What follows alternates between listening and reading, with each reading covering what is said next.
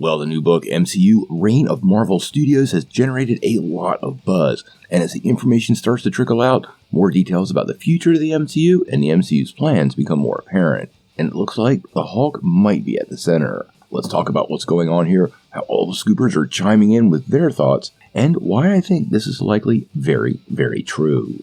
Well, if you follow Marvel Studios, you know there have always been some interesting rights issues. At this point, Marvel has pretty much regained all the rights except to Spider-Man, but for the longest time, these things were really complicated, and one of the most complicated sets of rights were surrounding the Incredible Hulk. Now, this is why for years, we didn't get another Hulk solo movie. Marvel Studios was free to make it, but the rights required that Universal distribute the film, taking a massive cut into the overall profits. Hence, the Hulk was reverted to a supporting character, and we've never really gotten another Hulk-focused story in a really, really long time. As a matter of fact, since 2008's Incredible Hulk.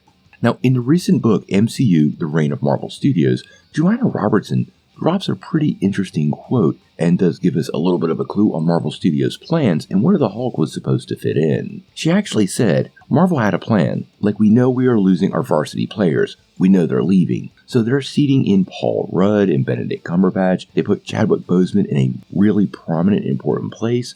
They put Brie Larson in. Now, it was clear for a long time, apparently, to Marvel Studios that Chris Evans, Robert Downey Jr., Scarlett Johansson, and Jeremy Renner would at some point be exiting the MCU, and they would need a new team to fill the slot. Now, notice Mark Ruffalo's name is not here, and quite honestly, the lack of Hulk stories for years have been something MCU fans have clamored for, and since Marvel regained the rights to the Hulk last year, you started to see it trickle in. Now, if you've been paying attention, you had to have noticed Bruce Banner appeared at the end of Shang-Chi. He was a prominent part of the She-Hulk, and there have been all those ongoing rumors about World War Hulk. And this leads us to where a lot of scoopers are starting to chime in about Mark Ruffalo's character moving forward.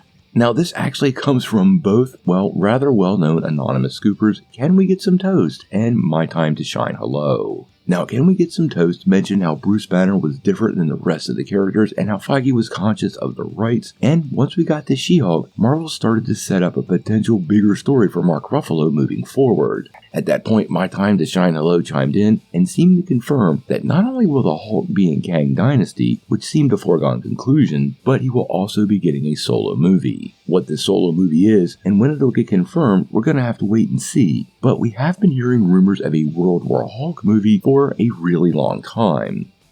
It's pretty clear to me Captain America, Brave New World, is going to set up some major aspects of the Gamma-infused MCU. The leaders returning, it looks like the Red Hulk might appear, and you layer on all the new Gamma characters that came out of She-Hulk, along with the return of Betty Ross, well, all the framework is there for a much bigger Hulk story. Now, quite honestly, I would love to see World War Hulk, but before we go down that path, I would much rather see some traditional Hulk stories. He has one of the better sets of rogues galleries inside the Marvel Universe, and he's long overdue for a film that really focuses on the Banner-Hulk relationship and the Hulk's adversaries and allies that are so important to the overall stories Marvel has to tell. Now, we very well might be moving into a World War Hulk situation, but as Marvel starts to trim up the timeline, the projects, and get a little more focused, I actually think if a World War Hulk story happens, or even Hulk solo movies, Marvel's probably planning them for after Secret Wars. Secret Wars will allow them to kind of reset a lot of aspects of the MCU. People will already be familiar with all these Gamma-infused characters, and all the pieces would then be in place to tell some traditional Hulk stories, and maybe even set up some of those epic storylines like World War Hulk without them feeling rushed or a bit convoluted. Now, this doesn't mean we're not going to get that World War Hulks we were hearing that could spin out of Captain America. It's rumored that movie will indeed see a Hulk war, but it won't be the whole world against Hulk. It'll be an army of probably Thunderbolt Ross created Hulks against the rest of the Marvel Universe, which also sounds like a lot of fun, but definitely something that's not happened in the comics. When we finally see Mark Ruffalo heading up his own title, we're going to have to wait and see, but I think this is a pretty interesting story, and I am at the front of the line when the Hulk finally returns to the theater and is in his own solo effort.